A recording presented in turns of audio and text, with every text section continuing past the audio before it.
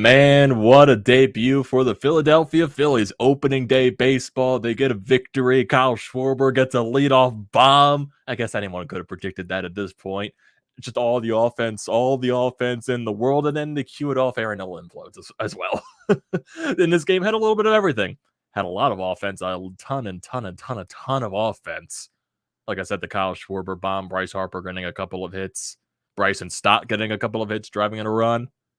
There's a lot of things. Bad defense. Bad defense as well. There were a lot of things in this game. Definitely a lot. Also a fan running out into the field and getting tackled. I guess it's not opening day without a fan running onto the field as well in Philadelphia. But hey, the Phillies going to win. They're going to win. Opening day. It's all that matters. What a great start to this season. And I can't wait for the rest of the other 161 since, 162 game season in that standpoint. But hey, it was a very fun game. I was down at the ballpark just enjoying the entire time. I got down there extra early when the gates opened. So I was just like, this is my first opening day. So I wanted to get all the feelings in there. I wanted to get all, giddy up in there and just, be fun, have fun there and just, explore what's new around the ballpark and just get into the opening day festivities for all the Philly stuff there. So it was a very fun time, a little bit stressful.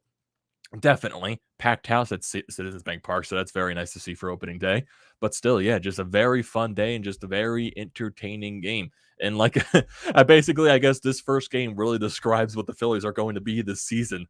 All offense, no defense. My God, that what was it? The top of the seventh inning, where literally everything imploded for Aaron Nola in the defense. My goodness, that was something. That was definitely something during that moment. But we'll get into that eventually. But first, before we get into this game entirely, what is going on, everyone, and welcome back to TTP Sports. And if you are new to the channel looking for all your latest Philadelphia sports news, recaps, and events, I definitely recommend hitting that subscribe button and also dropping a like on that like button as well. I would greatly appreciate that. It's a great or a miserable time depending on the outcome.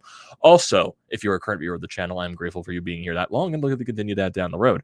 And if you're looking for tickets, upcoming sporting events, concerts, whatever you can think of, use the code TTP Sports down below for $20 off your first purchase at SeatGeek. So get yourself some Phillies tickets, keep her going. Let's get this. You got a couple of home series to start the season. You got the A's for the next 2 days. You got the Mets to start next week. Get yourself to a Phillies game, especially just this season in general. Get yourself some Sixers playoff tickets. Everything can go there. It's a deal that you can't pass up. $20 in your pocket. Use that for concessions. Use that for, parking, everything. So use the code TTP Sports for $20 off your first purchase at SeatGeek today. So the Phillies win, beating the Oakland Athletics on opening day by a score of 9-5, and just a very overall very entertaining game. Very, very fun to see. Aaron Nola. Should I get into Aaron Nola first? I kind of want to get into Aaron Nola first because I want to get into the more, the entertaining stuff. I was going to, be nice to Aaron Nola, but he had the Aaron Nola inning. He had the Aaron Nola inning where he imploded, and that was the seventh inning where he allows a couple of leadoff hits, and then he allows the home run to make it, a 6-4 ball game to make it very close. And he doesn't get out of the seventh inning. The Phillies have to go to the bullpen. Familia comes in, allows a couple of base runners due to bad defense. Brad Hand comes in to get the job done. So thankfully, those guys did not allow a single run going into the rest of that inning. But still, it was, even though Familia did allow a run actually in that inning, but due to bad defense. But still, they got out of that inning. You really can't blame the bullpen guys for bad defense at that point. Familia and Brad Hand got the job done. Sir Anthony Dominguez looked very solid in his 8th inning outing. Was a very, very quick inning. And then Corey Knebel closing the game out just right there with some nasty, nasty pitches out of Corey Knebel. But going to Aaron Nola, he was dealing through the first 5 innings. He was looking pretty solid, keeping the pitch count low, getting ground ball outs, getting no strikeouts, and the pitch count just remained low. He allowed that one home run earlier on in the ball game, but really just after that, he settled down like in between those innings from the 1st to the 5th inning. He looked solid. He did, and I was going to give a lot of credit to Aaron Nola. He was just doing everything right out there. But then just everything happened in that 7th inning. And I know people are going to probably criticize Joe Girardi for not taking Aaron Nola out of the game, maybe earlier on or just not starting that inning with Aaron Nola. But at that standpoint, what was he around the high 60s to low 70 in the pitch count?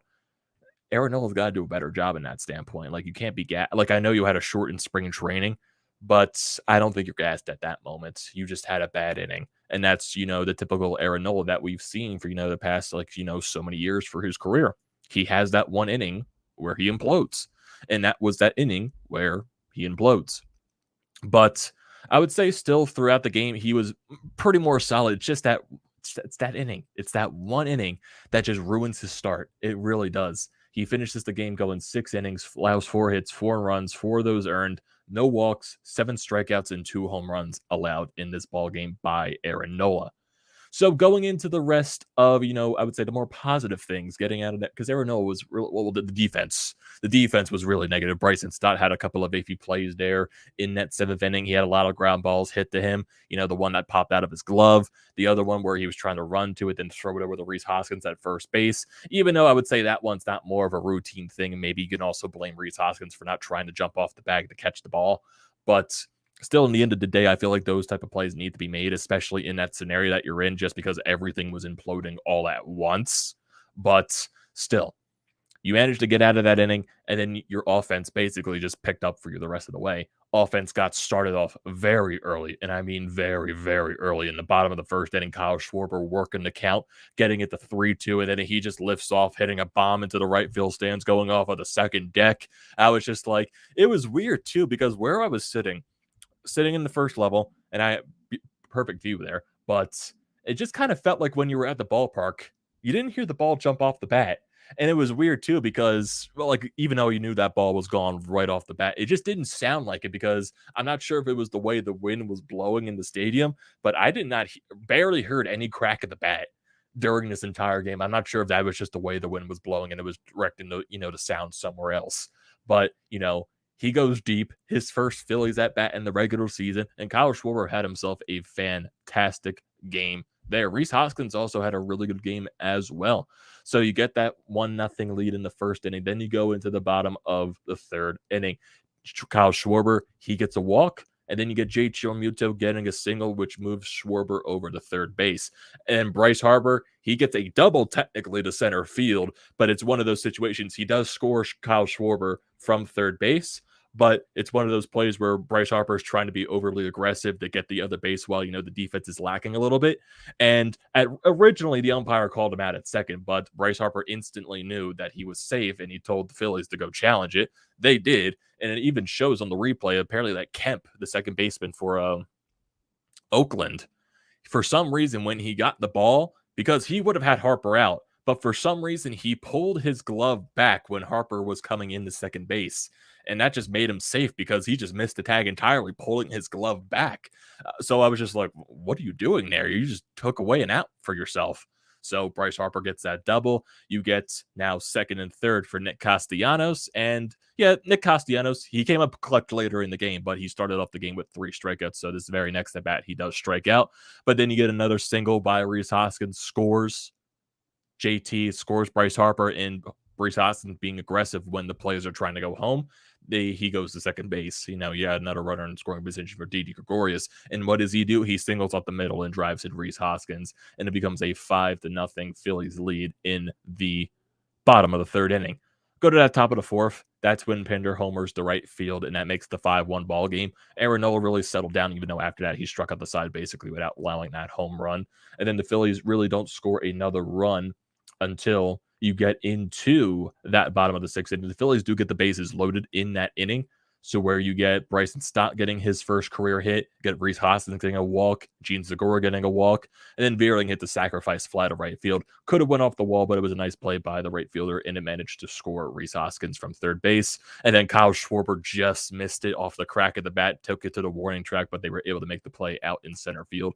So you lead 6-1 after 6 innings of work. You go into that top of the 7th. Aaron Nola implodes. Murphy leads off with a double. Penderden singles, so you get a 1st and 3rd situation. And then Brown homers. So I think it was one of those situations, Aaron Nola, trying to work the count, wasn't getting the guy out, and he left a curveball hanging over the middle of the plate, and Brown sent it out of the ballpark and make it a 6-4 ball game. And it was funny, too, because during that standpoint of the game, just like being there, everyone was not paying attention to the play. They were paying attention to the fight that was going on in the right field bleachers. Literally, everyone in the stadium was paying attention to that, because you could literally just see all the commotion that was going on down there. And it was funny because the home run landed like a couple of sections away from the fight. But still, he homers, makes it 6-4. Joe Girardi likes to take out Aaron Nola. Familia comes in. You get, safe at first base because of an error by Rhys Hoskins. He wasn't able to hold the pitch. Familia gets the next guy to strike out. Then he gets another guy that grounded to a fielder's choice. The guy was safe. I would say Bryson Stott made a better play on this to get it the second. It was just, one of those situations where it took a little long to get the ball out of the glove. And then you get another, reaching in on an infield single because that was the play Bryson Stott tried to make the Rhys Hoskins and he threw it away, which allowed guys to get over. Brad Hand comes in, and then you get another infield single from the throwing error from Bryson Stott, allows a run to score, makes it 6-5, but then Brad Hand manages to get out of the inning, striking out the next guy at the plate. So we go into the bottom of the seventh inning. Bryce Harper gets a walk. And then Nick Castellanos doubles down the left field line, and then you watch Bryce Harper fly around the bases, gets to home. And then I guess during this standpoint as well, there was a miscue in the field by the Athletics, and Castellanos tried to go to third base, and he got out. He got gunned out at third base. But still, he manages to bring that run home, making it a 7-5 ball game. You could have got more if Castellanos didn't make that running error, but at the end of the day, it is what it is. Go into the eighth inning, Seranthony Dominguez comes in. Beautiful inning by Seranthony. Gets 2 groundouts and a fly out as well. Very low pitch count as well. I believe he only threw, 8 or 9, 10 pitches or something like that. Very solid inning by Seranthony, and it was a very nice look on opening day for him. So hopefully he can find a way to build off that and just find a way to stay healthy. That's one of the most important things for Seranthony Dominguez. I'm not expecting dominance for him like he was when he first got called up, but if he can eventually build into that and just stay healthy, find that consistency, there you go. That's a perfect thing for Seranthony Dominguez right there. So we go into the bottom of the eighth inning. Gene Segura doubles. Bryson Stott doubles as well, driving in Gene Segura, and that's Bryson Stott's first career RBI in the major leagues. So there you go, Bryson. Then Kyle Schwarber manages to drive home Bryson Stott with a single of his own, and he makes it a 9-5 ball game. Then you go into the top of the ninth inning, and then Corey Knebel just gets the job done, getting the save for the Phillies. So if we go through the Phillies lineup, Kyle Schwarber had a fantastic day at the plate, goes 2 for 4 with 2 runs scored, 2 RBIs, and a walk. Really good start for Kyle Schwarber with that leadoff bomb in the game as well. JT Realmuto, he goes 1 for 4 with a run scored and a walk as well. Bryce Harper goes 1 for 4 with 2 runs scored and an RBI. Nick Castellanos in the DH spot goes 1 for 4 with an RBI. Rhys Hoskins, a fantastic day at the plate, goes 2 for 3 with 2 runs scored and 2 RBIs, 1 walk as well. Didi Gregorius goes 1 for 4 with 1 walk. Gene Segura goes 1 for 3 with a walk and a run scored. Bryson Stott, great day at the plate for him, and he also bounced back from those errors and mistakes that he made in the seventh inning. He goes 2 for 4 on the day, run scored, 1 RBI, fantastic day at the plate for him. And Matt Vierling, I say he had a decent day at the plate. He drove some balls, they just went into the outfield and they just died at the warning track. He also got that sac fly, so he goes over 3 with an RBI in this ball game. After Aaron Nola, Familia pitches 2/3 of the seventh inning, allows 1 hit, 1 run. It was not earned, and he struck out 1 guy as well. Brad Hand finished off that last out in the seventh. He pitched that 1 out, 1 hit allowed, and 1 strikeout. Seranthony Dominguez in his inning of work, he pitched a full inning, did not allow a hit and anything like that, just all groundouts and a flyout. And then Corey Knebel in his job in the ninth inning, pitched that full inning, did not allow 1 hit, and he struck out 2. So, hey, great day just overall. You had that scary moment in the seventh inning. I'm not going to lie. You had that seventh inning scare because Aaron Nola imploded. And the defense, was the defense. And then that's basically what the season is going to be. You're going to have to out-hit your mistakes. And even though I don't think the defense is going to be over, I just felt like everything just happened all at once in this game. And it was just going to be a really great summary of what the season is going to be. I don't think the defense is going to be that bad at that point. There was just a lot of situations that went to Bryson Stott. And, it was his first game. He has the opening day jitters. And, hey, he made up for it at the plate, getting that RBI later in the ball game as well. He also went 2 for 4. So I'm not going to, harp on, Bryson Stott for that situation. This is his first major league ball game. He's going to have some rookie mistakes. He's going to have some growing pains. It was weird too when Bryson Stott made those errors. There was a guy sitting behind me already complaining, put Bohm in there, third base. Dude, do you realize Bohm probably would have made a worse play on any of the things that Bryson Stott probably did? Even though I'm high on Bohm and his offense, his fielding's not good. Fielding's not good whatsoever. At least Bohm can grow as a fielder. At least he has a better glove than Alec Bohm, even though it didn't show today. He did make some nice plays, though, too. But still. Just overall, a very, very fun day at the ballpark. Very, very fun. And I can't wait for the rest of the season to continue. So, looking at the rest of this schedule, well, not the rest of the schedule, just the rest of this series for the Phillies, just to see what's going to be happening tomorrow, just to see who's pitching and whatnot. So if I go to the Phillies schedule right here, just to see who's going to be pitching for tomorrow. So it is going to be Kyle Gibson going up against a former Philly and Cole Irving. Get to see Cole Irving on the mound. So there you go there. Tomorrow's going to be a 4:05 start. Then you got Sunday's game at 1 o'clock. That's going to be Zack Eflin going on the mound for the Phillies there. And then just looking at the other home games starting next week, got Ranger Schwarber is going up against the Mets next Monday. Zach Wheeler gets his first start of the season next Tuesday against the Mets. Then Aaron Nola will most likely pitch next Wednesday against the Mets as well. That's what I would assume. And then you go on your road games, but I'm not going to go that far into the schedule because I've done that a little too much in his Phillies videos lately. So you got these nice home series coming up. You got a game tomorrow. Kyle Gibson going to be on the mound. Cole Irvin, the lefty, on the mound. So I'm not sure how it's going to work with maybe Bryson Stott at third base. Maybe he goes Alec Boehm just because the lefty is on the mound. I'm not entirely sure. In terms of maybe, Kyle Schwarber gets the DH tomorrow and Nick Castellanos gets the left field. Who knows? Maybe he'll keep Schwarber on left and keep Castellanos in the DH spot. I would assume most likely maybe Boehm gets tomorrow. Or who knows? Maybe he elects to put in keeping Stott there for tomorrow because Stott did get a hit against the lefty in that seventh inning today, or seventh inning actually in the at the eighth inning actually. So yeah, just overall fantastic game. Can't wait for the rest. Definitely can't wait for all the ups and downs. Can't wait for the entire roller coaster that this season is going to be. But it's going to be a very exciting one. Going to be a very exciting one with the way this team can mash the baseball. So, what are your thoughts on this game, everyone? What are your thoughts on this Phillies team, your expectations for this season? I want to hear all of those thoughts down and opinions down in the comment section below, so don't forget to leave those down there.